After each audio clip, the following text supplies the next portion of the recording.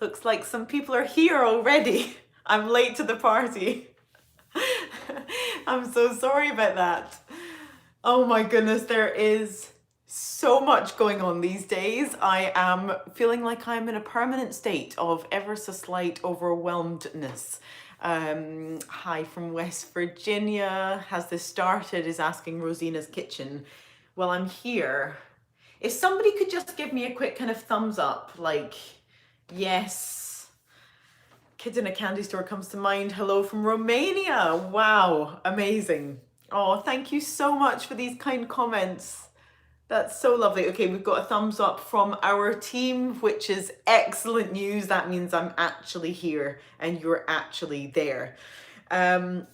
So we have put on this YouTube Live for particularly, especially for the adult learners and those who have signed up to this virtual craziness, to this virtual sessions, and for anybody else that wants to join us and wants to participate online. So I want to really, I'm so glad you're loving Elena's yoga. Isn't it just, you know, I get like every single day I start off with saying to myself, I am going to find a good chunk of time, even if it's just 20 minutes, where I actually take advantage of the fact that we have the most wonderful person and yoga expert that also knows all about playing the violin and is such a phenomenal musician. And then every single day what happens is I run out of that time. But at some point I'm gonna get to it. Last night I was determined I was going to, and then of course I ran out of time again. Maybe today will be that day. So what I want to do with all of you is begin just by begin by a sort of congratulations to every single adult learner. Now, I, in my normal non-lockdown life, am touring around the world performing a lot and try to meet people at the end of performances. And the number of people that I do come across who say that they either began playing, you know, just a few years ago, and they're perhaps in their 30s or 40s or 50s, or sometimes older also,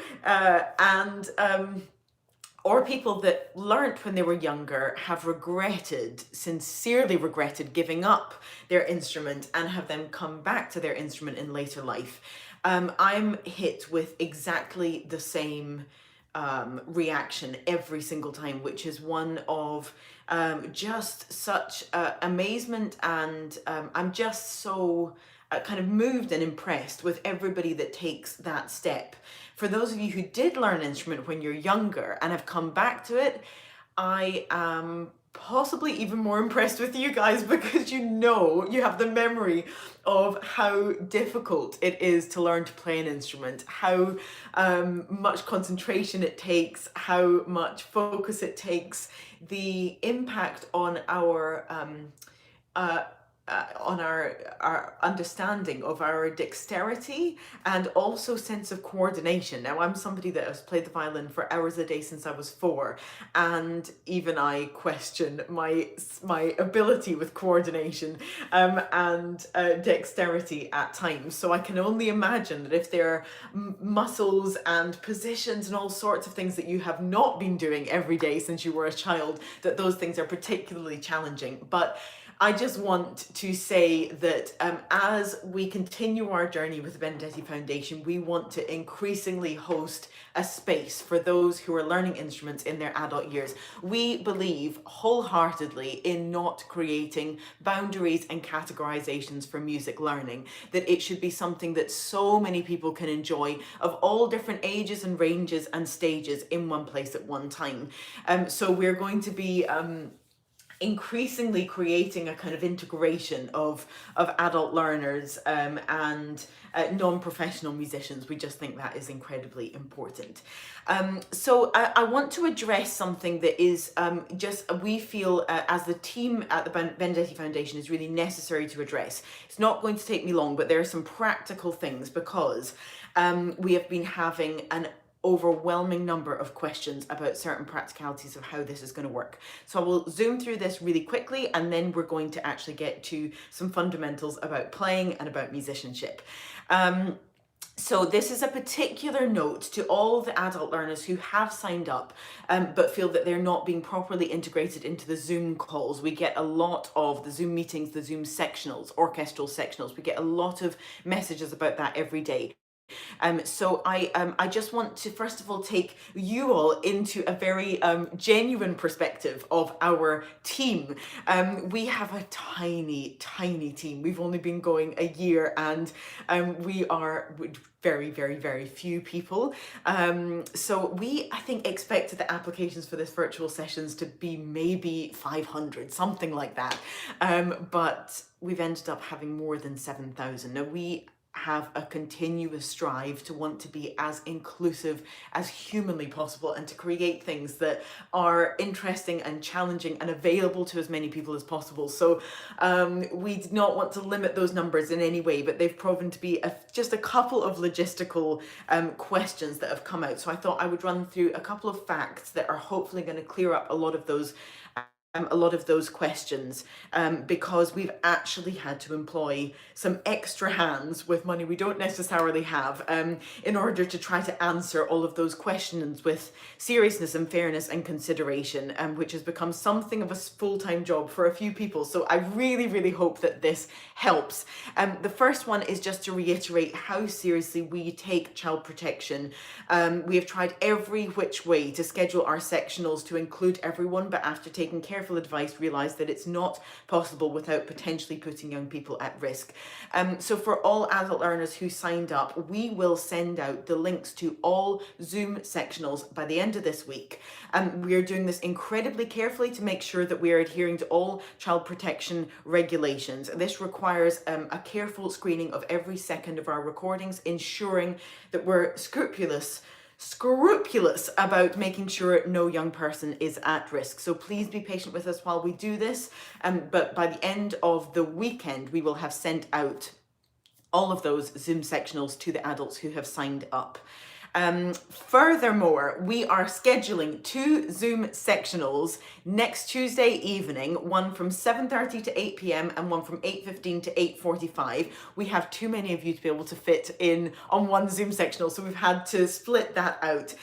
You will all be sent a link to this Zoom on the morning of your session, and I will also have a lower strings specialist with me, not physically with me, but virtually with me, to mirror everything that I'm talking about for the lower strings. So I really hope that that is comforting for you all. I'm seeing some thank yous and thumbs up, so I'm very happy to be able to pass that on to you. And the last sort of slightly more practical thing that I want to say is just a massive reminder that 99% of our material is available on YouTube, and there are literally hours of content up there already, and we are adding stuff every single day. All of our team, we are just going like crazy, just recording things and uploading them. And any of you who are trying to manage technology to another degree at the moment, you will sympathize with all of us just how difficult this is for a lot of us. So I thought that it would be useful because it is complicated and managing these platforms is really tricky. I know for myself, when I have been following specific people, I'm trying to get to the full extent of their content, and it's just really complicated. I thought I would actually bring up my YouTube just to, oh my goodness, I can see on this device that I'm live there. That is so scary. Oh my goodness. Okay, I'm not going to look at that. But what you have to do when you go onto YouTube, I mean, follow the links that we've given you and pasted all over the place and posted all over the place. But if you go on to the Nicola Benedetti and Virtual Benedetti sessions, but it's called Nicola Benedetti channel, and then you have to click on the thing at the top that says playlists. That is your key to life. And when you click on that, make sure you scroll down, whichever kind of device you're on. I'm on an iPad right now, that you scroll down to where it sometimes says click here for more, or it says an additional 12, or I can't remember exactly what it says, but they don't always all come up at the beginning. So make sure that you you click on the more button so that you can see every single playlist that we have put up there. There's one for advanced orchestra, which currently has 18 videos in there. So much content for everybody learning who has chosen to learn the advanced orchestra parts. Then we have the same for intermediate orchestra. We have loads of instrumental warm-ups, which are all just the most high quality warm-ups ever. Every single tutor has just done the most incredible job. David Munn, who is taking the cello intermediates, but just could teach us all a million things every day. He was talking about it today, saying that he thought that it was going to be like a full-on warm-up. So I think he has like a 15-minute warm-up on there. They're meant to be short, but he just went for it. So there's so much content there. And same with the beginners. If any of you are just starting out with your instrument, then there is like an insane amount of content in there. And we've also enlisted some of our wonderful ambassadors who are all actually still studying at college, but are just the most giving, kind hearts, and have chosen to take part in this virtual sessions, record videos for us. They're just scurrying around behind the scenes, just helping us out so incredibly much. So I'm so grateful to them. We also have Wellbeing. Now, for anyone who is feeling even a tad bit stressed, go to Wellbeing. That's Elena Urioste. She will take care of you. Anybody who's really pretty advanced with their instruments, we've got the Tchaikovsky Souvenir de Florence. We've got the sectionals, not sectionals, but the tutorials, which are being added to all the time. This material will be available forever. We're not taking it down, so don't worry. So you can continue to study this after the 3 weeks are up. Repertoire Introductions, which takes you more into kind of the heart and soul of each piece. My messages of the day, where I'm addressing the things that are particularly coming up that day. Help with tuning your instrument, which is always helpful for all of us. Ask Our Tutors, which is a really cute little video where the ambassadors have asked questions to the tutors. Play along with us. Every single piece that we are preparing, you have versions that you can play along with there and listen to. You know, we recorded these in our bedroom. We recorded these in our bedroom, recording each person in isolation and sending them round to everybody else. So it was a process that was not easy, but it was a process that was nevertheless worth it in order to create base recordings for all of you. Then there's creative sessions. Now, I just want to take a second to say, for anybody who is in love with music and with classical music, you want to spend some time in those creative sessions. Every single person that takes those sessions, they are just the most explosive minds with intelligence and creativity. I cannot recommend enough that you take some time there. And then we also have all of the Facebook Lives, which we have been doing on a daily basis, re-uploaded on to YouTube. I think I covered everything right there. If I didn't, you know where to go. My channel, playlists, we're sorted. Excellent. Okay. So from now to the end of this not to the end of the session, from now until I take some questions, which I know there are questions coming up, what we have is a member of the foundation team noting down your questions. And I agree that the jazz improvisation was fantastic, noting down your questions. And then at the once I've finished my next segment, I will be looking over here to collate the questions, and then I will answer them here.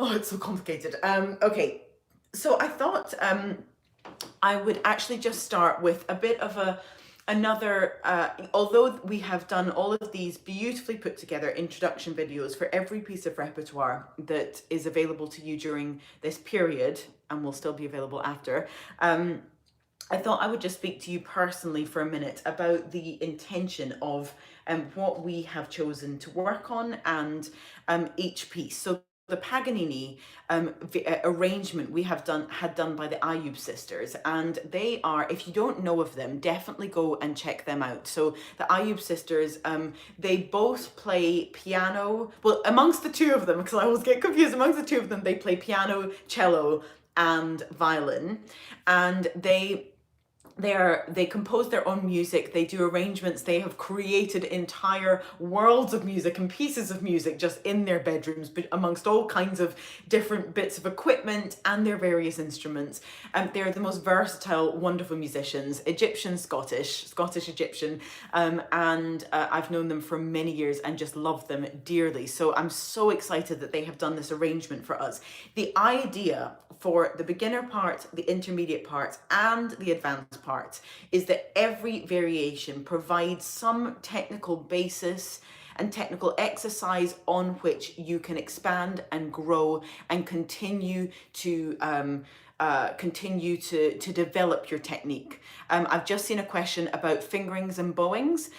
We are constantly adjusting those and working on them, and uploading more examples of suggested fingerings and bowings, but a lot of the tutors also address these in their tutorials, which are on the website. So again, that will be kind of a work in process, and fingerings and bowings do vary per person, but yes, we are onto it. We are onto everything. Okay, so the Paganini, so that's how I would kind of approach that. Every single one of the variations has a completely different purpose and has a completely different what's the right word? Basically, you can expand on that. I'm just getting up actually. We can expand on the idea. So one is particularly for the left hand, one is particularly for the bowing, and there's all kinds of different things that they have thought of in order to put in there. So I want to encourage you to kind of see the Paganini in sections, see it in a way that allows you to break up all of these different ideas. I'm just going to take my violin for 1 second. Obviously, the very beginning, there's, for most parts, you have this bowing.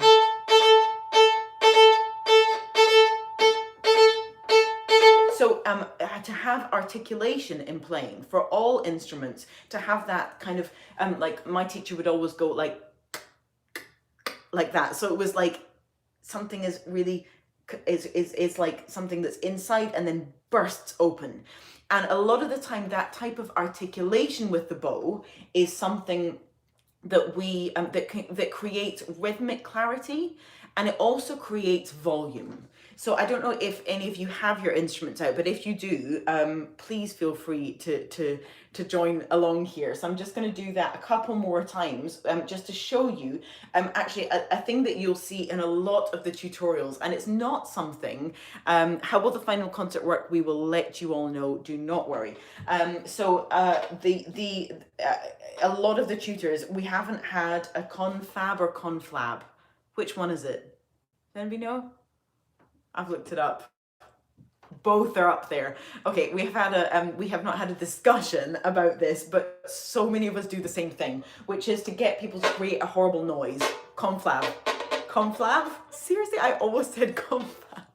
I think I just got it wrong my whole life. Okay, so this, you're basically, can you see the violin is actually moving because I'm pressing down so hard. I'm not gripping, but I'm pressing. I'm applying the most amount of possible pressure on the string. And as I'm doing that, I'm kind of preparing for the moment that's like lift off. If you think of how a rocket lifts off, it's like the most crazy pressure just builds and builds and builds in order to give it that momentum. So that's kind of what we're looking for. So you're really feeling, and the thing is, when you let go and then let the string go, sometimes it really crunches and you don't get it right. I just did not too badly. It was quite a good sound. Oftentimes I'm really like scratchy. And when you're sitting in this place, analyze absolutely everything. You see how I'm doing that with my fingers. So and I know that's something that a lot of people find really, really tricky. So if you're looking at that thinking that should be easy and it's not, you're in, I would say, the vast majority of people. So if you just take a look at how so everything is bending. It's almost like you're like curling up and then opening out and curling up and opening out. Now, I would always try to do that exercise not kind of in midair first. I mean, eventually you should actually take, you should have enough strength in your hands to be able to do that without the bow resting on anything. to start with, I would, that would be the arthritis, somebody said. Oh, it's not just arthritis. People of all ages have these issues, believe me. Okay, so this kind of flexibility is so, so important. And that's the thing, that when you're trying to let the sound go,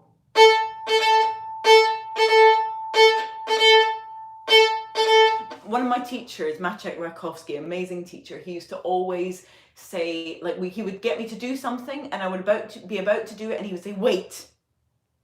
And in that waiting silence was the chance for my brain to actually feel and compute what I was doing. So in the wait would be the moment where I'd actually work out, am I going to do this right or not? You know, so I'm there, I feel the contact with the string, I'm waiting, and then I say to people all the time that if you were to stand outside me practicing, you would hear silence probably as much as you hear noise. I'm constantly quiet because I'm basically just in a state of preparation. Like, where is my mind at? Where am I focused? What am I focused on? How does my body feel? State of preparation all the time. I'm going to go through some fundamentals. Oh my goodness, I'm just talking, it's 20 minutes already. I'm going to go through some fundamentals of playing in a little bit, and you'll see that with almost everything that I'm addressing, your state of preparation is so, so important. Okay, so variation 1, for most of the instruments, they have this type of thing, which in the actual caprice is often a string crossing.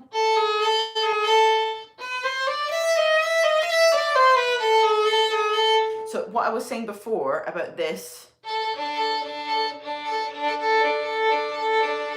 if I slow that down,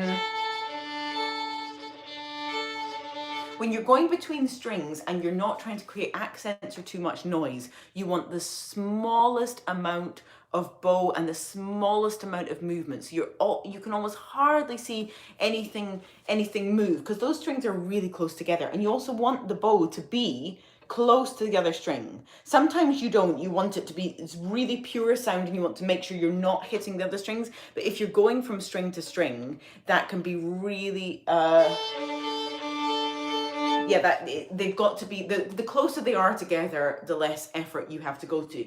However, the Ayub sisters have actually written in most of these parts that we use the left hand in order, I think their thinking is to strengthen the fourth finger, to strengthen the left hand generally. So, right,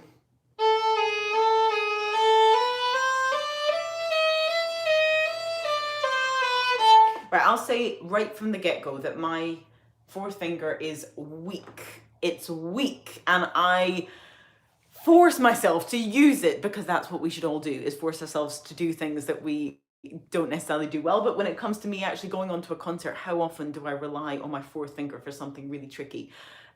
Probably not all that much. And believe me, I have tried. It's not like I haven't worked on my fourth finger.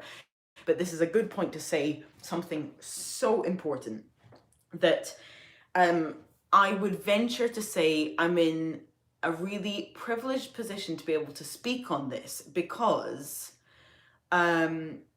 it's something I've really, really struggled with. A lot of people think that you can build strength with your playing, and that you can do that through doing strengthening exercises. Anybody who's concerned about this will stay on YouTube. Thank you, Hannah, for saying that. This will stay on YouTube. It's going to be around forever. So if you have to go and sleep or make dinner or something, then that's fine.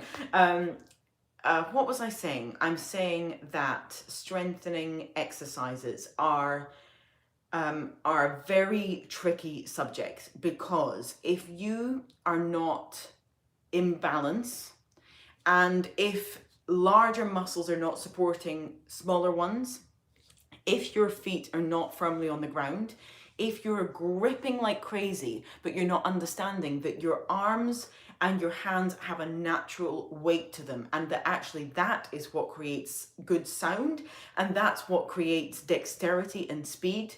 If you're not tapped into that way of thinking, you can try to strengthen things for as long as you like. You could practice them for hours a day, and actually you may be doing more harm than good.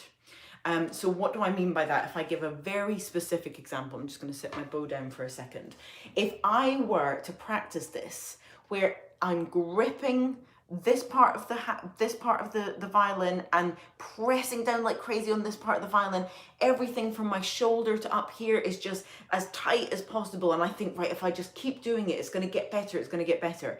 That, annoyingly and frustratingly and unfortunately, is not going to be the case, because we are not trying to build muscles in a gym. That's for another part of your life. It's not for violin playing. What we want to get to is a state of utter balance, where this feels totally free, where here feels like it's not gripping, and where these fingers feel like they are dropping onto the string.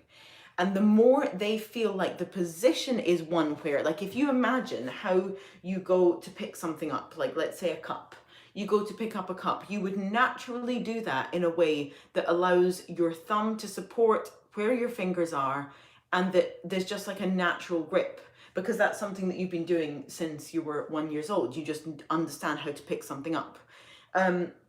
Whereas for some reason, when we kind of invert that position and we try to put it to the violin, we start doing all sorts of weird and wonderful things with our hand, because we're determined to get those notes right and we're determined to make it sound good.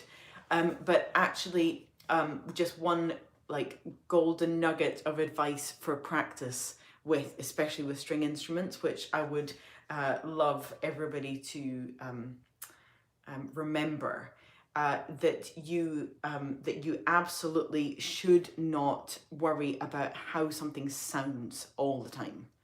To focus in your practice purely on how something feels. And that means that it would sound ridiculous. So like if I'm thinking purely on how this feels, how can I get these fingers to drop as much as possible without squeezing them? It'll sound something like this.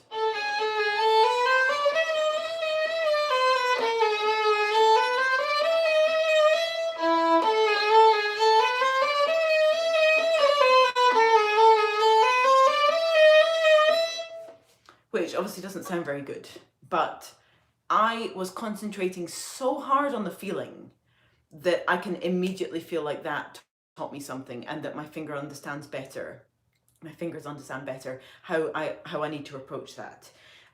So to focus on how something feels when you're practicing it, not just on how it sounds, I cannot recommend that enough. Okay, so I'm just going to go on to variation 2. I'm looking at the moment at the advanced violin part, but the point of each variations are unified amongst all parts and all orchestras. So so they've written on variation 2 this kind of, some of the parts have just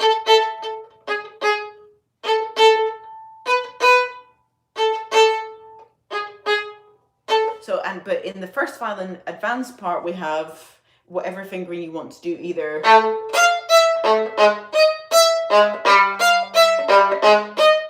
or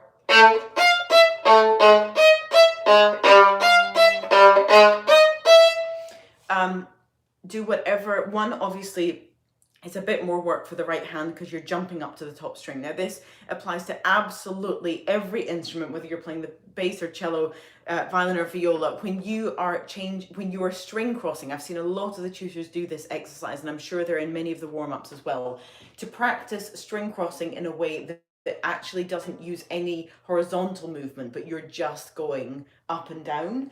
That is the best way to almost like orient yourself. That's probably not the right word. I'm live on YouTube. I'm allowed to misspeak. So basically you're trying to familiarize, my favorite word, familiarize yourself with exactly where you need to be for each thing. Orientate, thank you.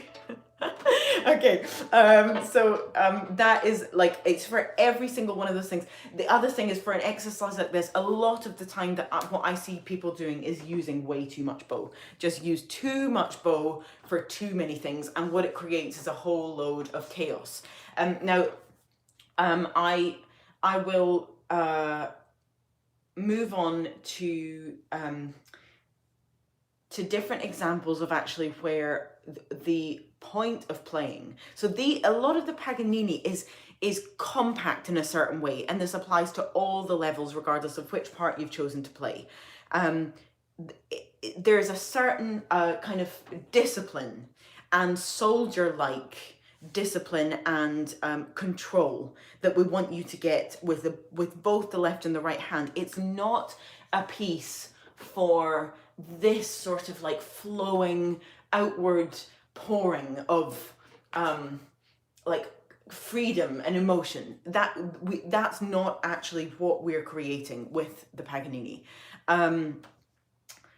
It's a place for a certain compactness and discipline. So what I want to say at the moment, because I'm going to go and talk about the Talus, is that we are releasing tomorrow a Paganini technique hub, and a variety of our students are going to contribute. Don't worry, this is for the Paganini 24, but it's all going to remain up here, and also it applies to whatever you're playing. All of these things are very general. But tomorrow we're going to start a Paganini technique hub. So I'm going to be going through both the first and second violin parts of the advanced and the first and second violin parts of the intermediates. I like to create all sorts of extra work for myself. Why do I do that? But nevertheless, I'm going to be doing it, and we're going to get some contributions from different instrumentalists, and keep adding to that Paganini technique hub, because it is very appropriately broken up into variations, which allows us to focus on different techniques separately. So now I want to say a few words, not as many words as that, on the Talus. It almost, something I talk about with a lot of students is that your entire physical space, state, mental state, everything you occupy when you play a piece of music should be an embodiment of the core of what that music is. Now, with a lot of classical music, of course, complex stories are told. They're not one thing from beginning to end. They are not consistently of a certain emotion. They are often roller coaster rides with a lot of contrasts. But what we've actually done for this repertoire is pick pieces of music that really do have some definition to their expression. And if we talk about the Talus, today we've released a video of Karina Kanelakis, our conductor, conducting the Talus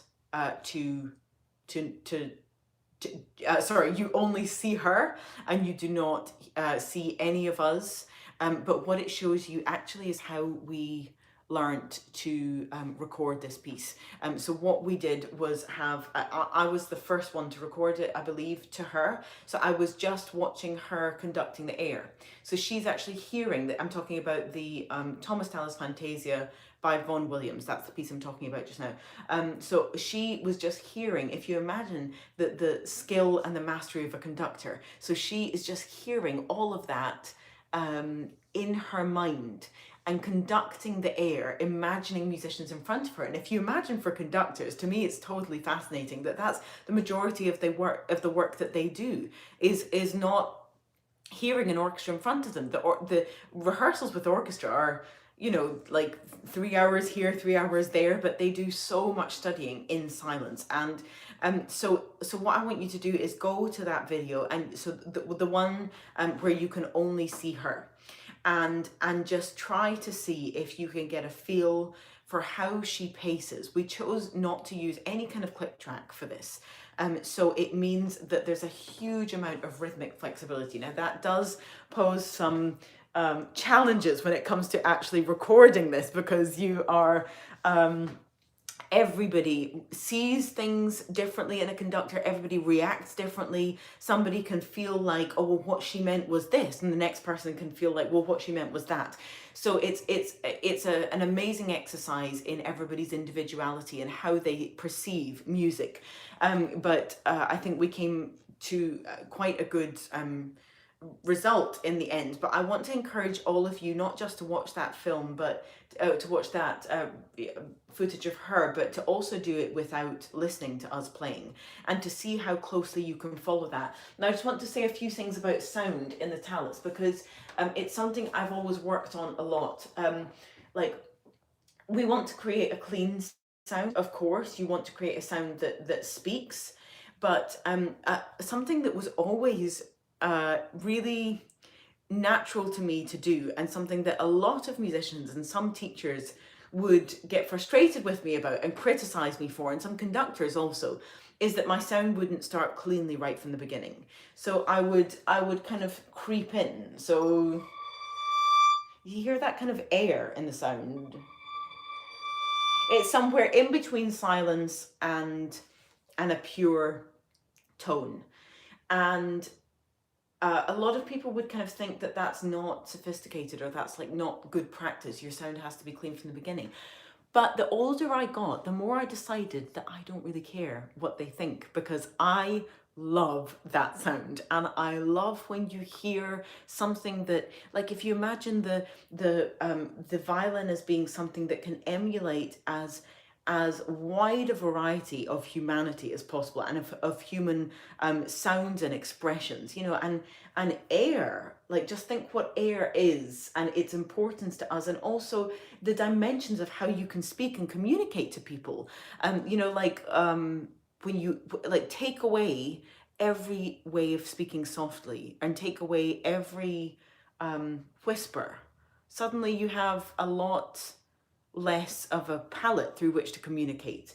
So I actually want to encourage you all to look at the talus in a way that actually does incorporate air into the sound. So obviously the beginning, you know, we're starting with,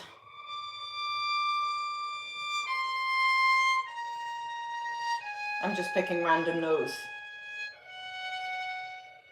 But then even when you get to, I'm taking the second violin part before B, but it's the theme that if you've been listening to it, you will know and love already. But even when we have this warmth,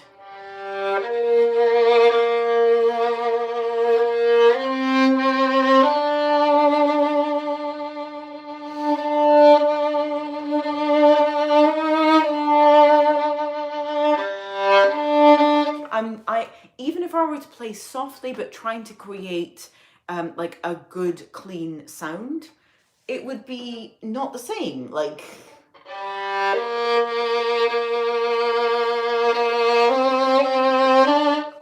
so there, what I'm doing is using less bow, a little bit more pressure, and a slower speed, less bow. But for me, it just, like, this piece has a mystery to it that is so, it's like you're standing on the ground, but you're actually being lifted up. You're being lifted out of our normality. You're lifted out of the things that you know to be true, all the things that you can touch and feel, and you can kind of tick the box of. No, this is not the time for that. This is the time for imagining the impossible and imagining something that is lifting you up out of your life and into another world, of fantasy, of where your imagination can take you. And there is no one thing that either allows for that or stops it more than sound production. So I would advise everybody that is learning this, and everybody that's studying this, I'm just going to get this other part here, to literally use, to start off with using as much bow as possible. So I've just picked another place here, which is letter C from the first violin part. I'm picking the upper line.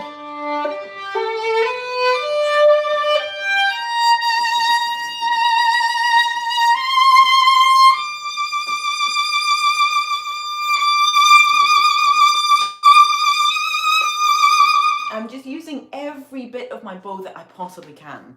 And also back to what I was saying before about worrying about how you feel and not about how you sound. Do that here. You will probably create some bulges. It will probably be a bit unruly. Stuff will probably be a bit all over the place, but just feel good with it. Use as much bow, involve as much as of your body as you possibly can. And, you know, like what people say, like dance like nobody's watching, that type of thing. Just totally, absolutely go for it. Okay, I'm going to move on from the talus now. What we will do is just relink to all of these videos that we're referencing in the link below this video. So if somebody happens upon only this, they know where to find the rest. The Warlock is for the intermediate orchestra only, and as in anybody can join in with us and learn those parts and play along, but I mean that we don't have any advanced parts for that. But the Warlock, of course, is it's a sword dance. It is meant to be like kind of the opposite of flexibility of rhythm. You probably could put a metronome on to the Warlock and it would stay in time. So it's a relationship to a ground bass rhythm that is so absolutely consistent, and it's all about like getting into the string, not worrying so much about taking care of everything. So you're actually the motion for that. So if we just like separate out all of the attitudes and characters that we're talking about. For the Paganini, we're talking about compactness and a certain dexterity and sort of discipline you're playing. For the Vaughan Williams, we're talking about breath, air, and fantasy that lifts you up. For the Warlock, we're talking about like a dance that is downwards oriented and that is kind of rough and gruff. It doesn't have to be particularly sophisticated. It can be something that you get into in a way that's kind of like digging inside your instrument. And finally, the Tchaikovsky. For those of you that are joining the Souvenir de Florence, good luck with our tempo. We went really, really fast. And that was just the most ridiculous experience trying to record that. And a massive like shout out and thanks to Yume and Charlie, who you will see in that video. They just put in so many hours. Yes, I agree. The timing is so hard, but it's worth it. It's worth it.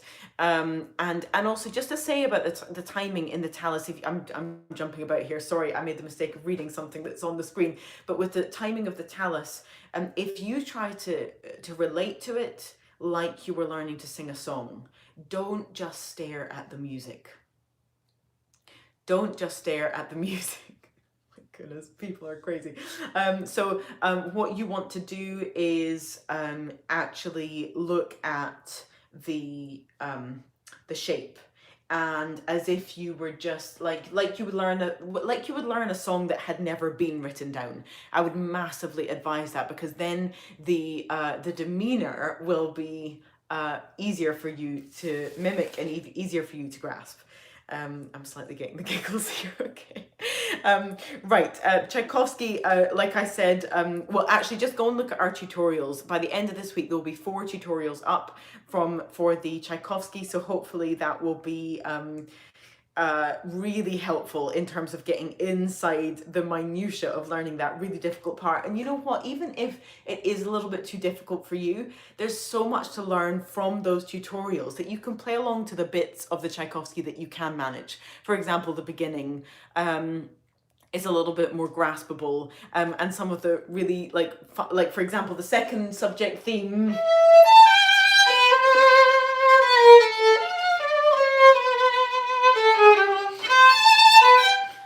playing out of tune there, sorry.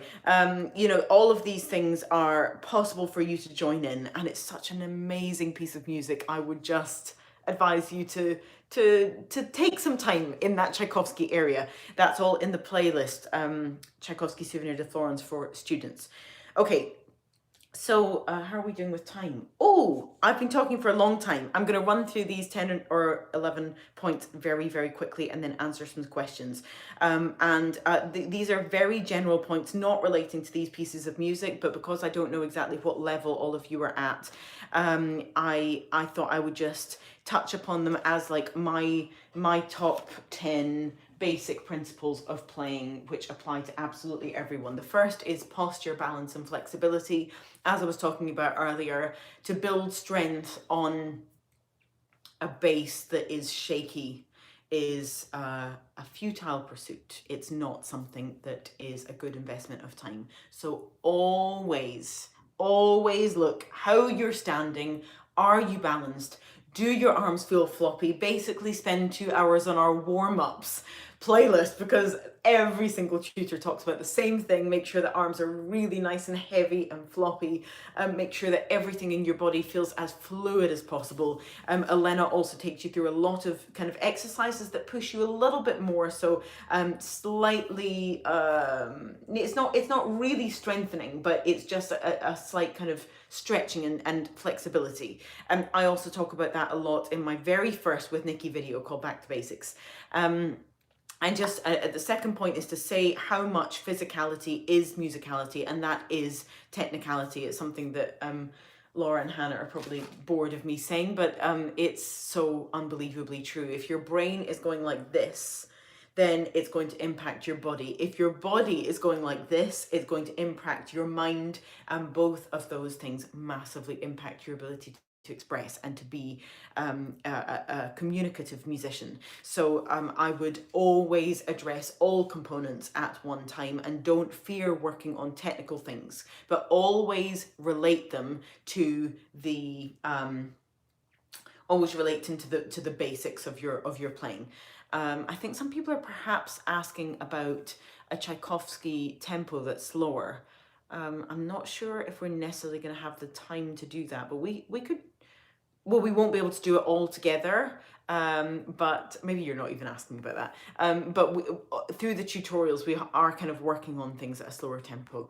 Okay, so then my third point is just actually feeling comfortable. If you feel like your body hurts and you're tense, go back to a reset button where you align yourself better, you feel more into the floor, you feel the weight of your arms, you work out where are your shoulders, where's your neck, are things gripping. You really shouldn't feel in unbelievable amounts of pain when you're playing. Sound. Always return to sound. Always return to sound, because that is the most important component of who you are and who you are as a musician. A few things about practicing breaking out left and right hand. Always practice what your right hand has to do on open strings, so it can have a little break from your brain trying to tackle both things at once. Similarly, practice left hand intonation, shifting, vibrato, all of these things without worrying about the right hand. Do not try to always do two things at once. So just allow yourself to give your right hand a break. You can be playing any bowing, really light stroke, not worrying about. So like, for example, if I were to do that with the beginning of the Tchaikovsky, it would be like this.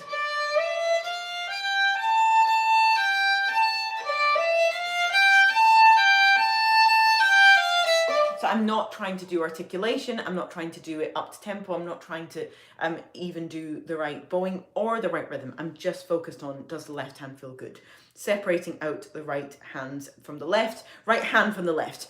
Organising practice time. I want to give you 2 bits of advice for practice time, but I talk about this a lot more in the Elgar Prepare Saludomor with Me videos. I think it might be the 3rd practice video.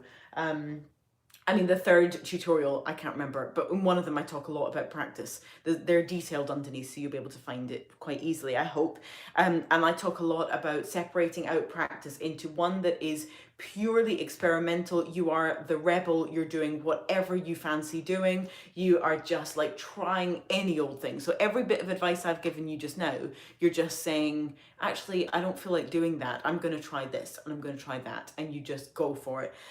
So that is such an important part to your practice, because every single mind and every single physicality is completely and utterly unique. And it is impossible for me to know how you actually feel when you've got your instrument in your hand.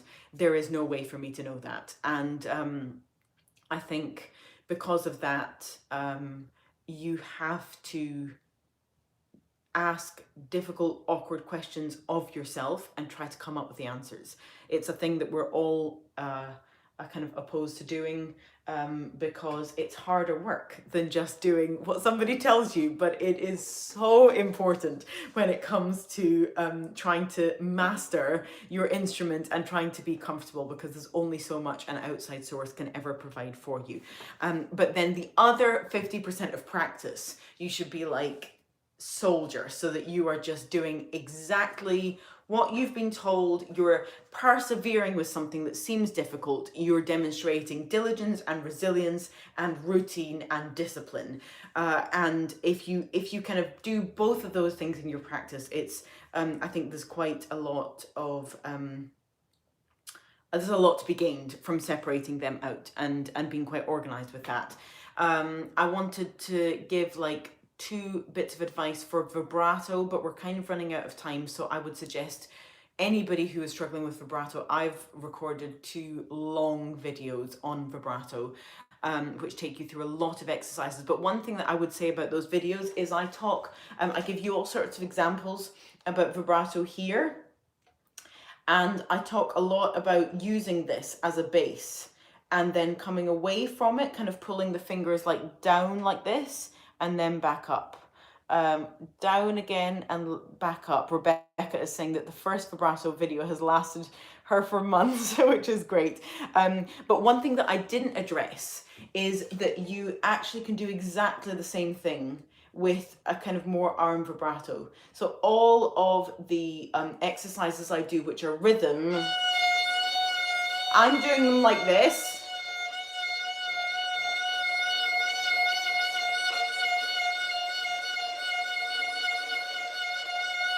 I'm doing them like that, but I don't know if it's the same on your screen, whether you can see me properly. I think you can.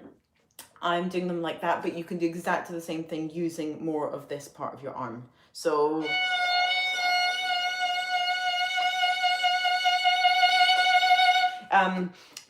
back to the very first point I made, balance and flexibility and posture and position are so important with vibrato. I'm so glad you're learning from the tutorials. Thank you so much. Shifting, very quick bit of advice. Actually, my intention was for the beginning and kickoff of the virtual sessions to release a new With Nikki video, which was going to be all about shifting, and I ran out of time. So I am sorry, but one will come out definitely, but very, very quick, like whistle stop advice on shifting. It should be slow, very light, and early in terms of practicing it. So let's say we're going from here to there, okay? So I would practice that is, so I'm feeling where I'm going. So let's say I'm trying to get from here to here. So then I would use a ghost note. So then I've got an octave. So for example, at letter C, let's say if we were playing this fingering in the Thomas Tallis Fantasia in the first violin part, I'm just using it as an example.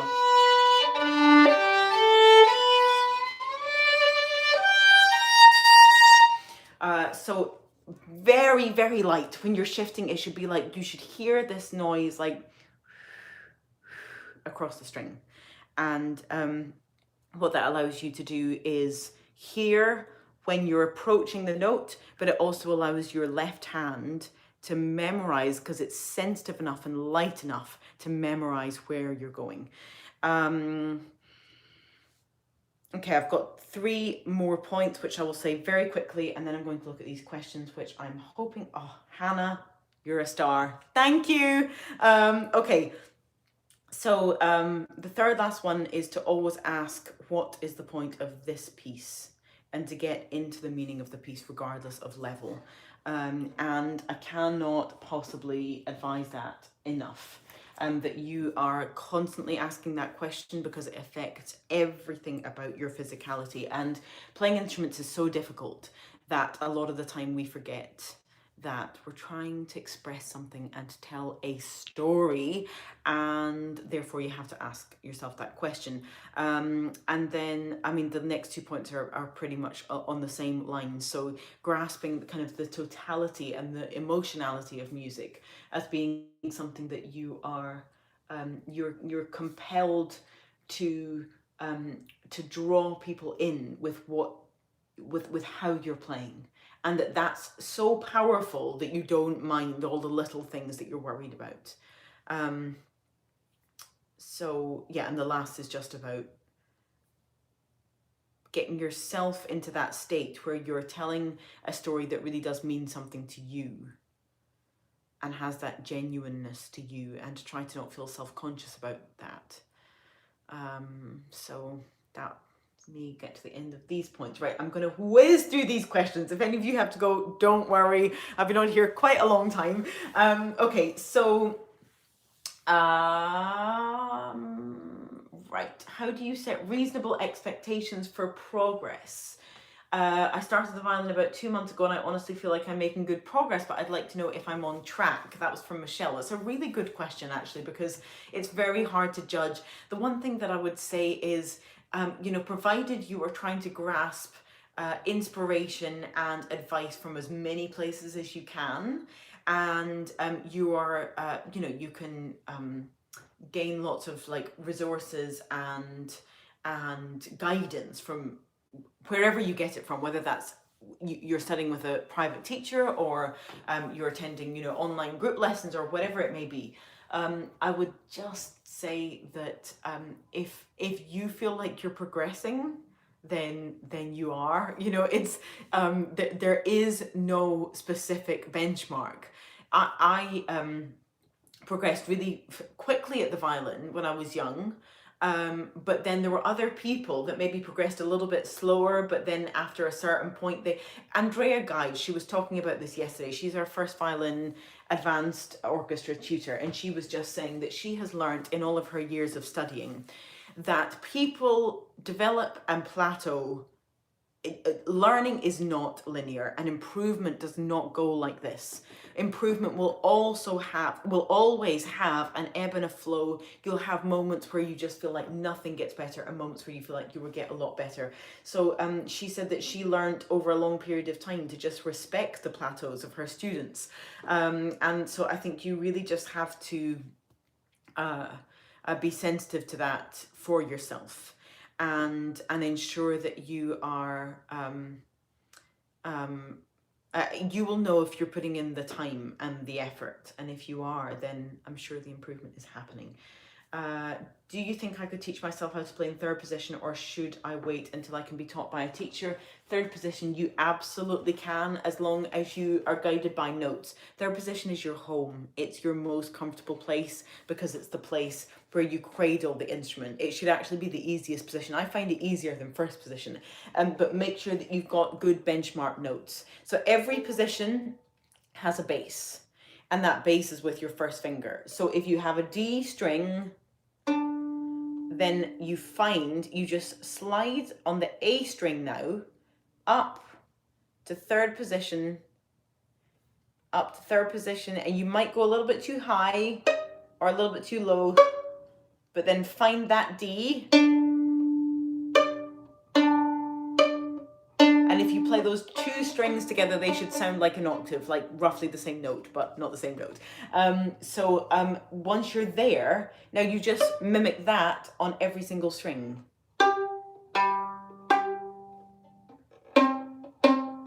Obviously that's a C, so you don't have So that's you in third position. It's easier than second position. And then you just put the fingers down accordingly. Make sure you've worked out what the notes are. A, B, C sharp or C, C sharp, D.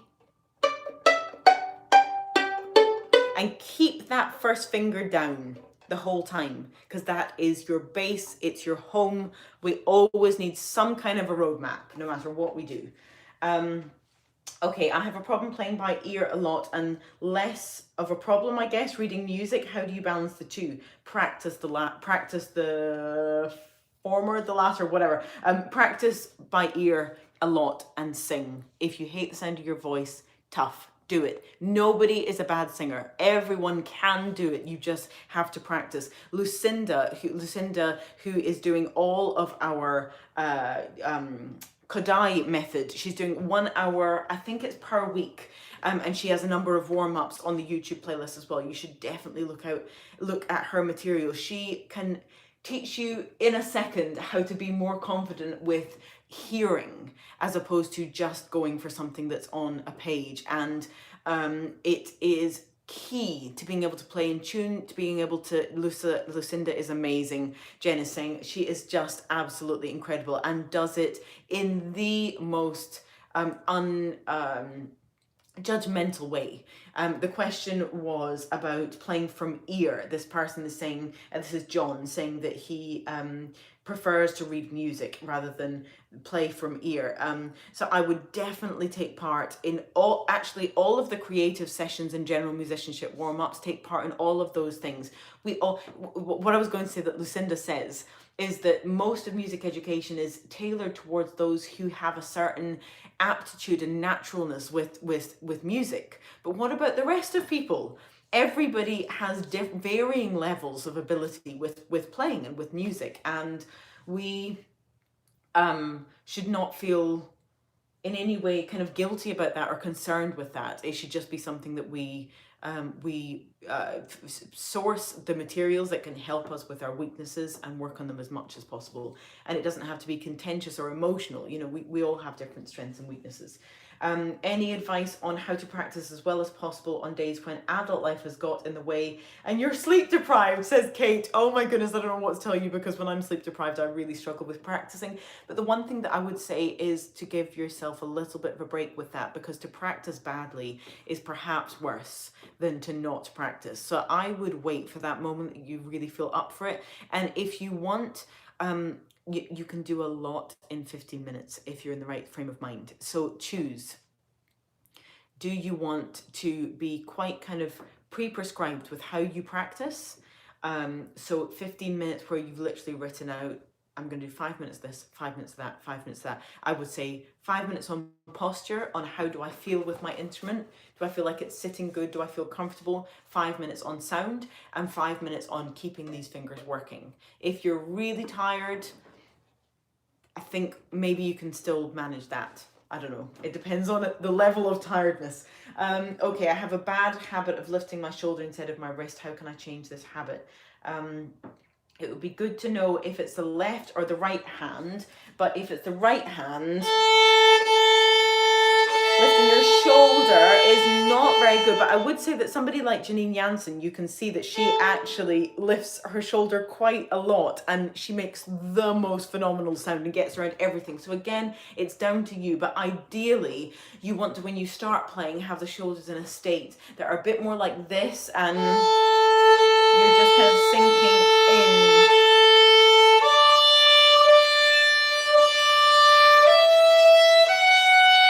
And you also see that I'm actually moving with the...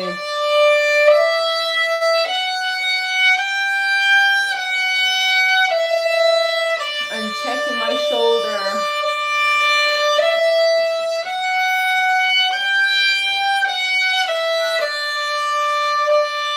Okay, so somebody has asked, Susie has asked about advice on pizzicato. Advice on pizzicato, I would say go and watch Bob's video. I think it's actually called pizzicato. yeah, so it's the beginners video. So make sure you do that. But generally speaking, what he talks about, it's in the beginners playlist.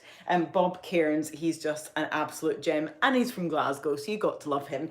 So he talks a lot about pizzicato being, you don't want to be doing here too much, not too much down here, but you're in the best place for pizzicato.